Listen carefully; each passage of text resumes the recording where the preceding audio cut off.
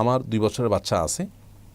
আমি নামাজে বসলে সে আমার সিজদার সামনে এসে বসে, কখনো শুয়েও থাকে। আমি সরে সরে সিজদা দেই। এমনও হয় আমি সিজদা থেকে উঠে দেখি ও সিজদার সামনেই ছিল। এভাবে নামাজ হবে কি না? বোন সিরাজাম্মনিরা, প্রথম কথা হলো যে এভাবে নামাজ হয়ে যাবে। আপনার সেজদার সময় আপনার সামনে ছিল, তাহলে আপনি তাকে সেজদা করেছেন, শিরক হয়ে গেছে, এরকমটি ভাবার কোনো কারণ নেই। কারণ ইন্নামাল আমালু বিন্নিয়াত, আপনি সেজদা তো আল্লাহকে করছেন, আপনার নিয়ত তো সেটি। সকল আমল যেহেতু নিয়তের উপর নির্ভর করে, অতএব আপনার এই সেজদাটি কোন উদ্দেশ্যে আপনি সেজদা করেছেন তার উপর নির্ভর করবে।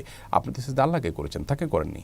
তো কাকতালীভাবে সে সামনে ছিল, জাস্ট এটুকু, আপনি তাকে উদ্দেশ্য নিয়ে করেননি, অতএব তার নামাজ হয়ে যাবে।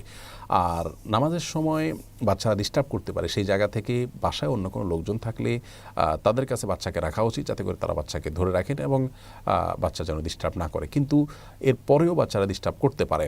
যদি বাচ্চারা ডিস্টার্ব করেন, রাখার কোনো লোক না থাকে, অথবা রাখার লোক থাকার পরও ডিস্টার্ব করলো, নামাজে উঠে পড়লো, তাহলে সেটাকে স্বাভাবিকভাবে নেওয়া উচিত, সবর করা উচিত। এর মধ্যেই নামাজের মধ্যে মনোযোগ ধরে রাখার জন্য কসরত করা উচিত, চেষ্টা করা উচিত। নবী করিম সাল্লাল্লাহু আলাইহি ওয়াসাল্লাম যখন সিজদা গেছেন, তার নাতি হাসান বা হুসাইন রাদিয়াল্লাহু তাআলা আনহুমা, তারা অনেকেই তার কাঁধের উপরে বা পিঠের উপর উঠে বসতেন। নবী সাল্লাল্লাহু আলাইহি ওয়াসাল্লাম অপেক্ষা করতেন তাদের নামা পর্যন্ত, তারপর সিজদা থেকে উঠতেন। তাহলে বোঝা গেল যে বাচ্চারা নামাজের সময় গায়ে গড়াগড়ি করা, উপরে ওঠা বা সামনে পিছনে হাঁটাহাঁটি করা, এটা হতে পারে।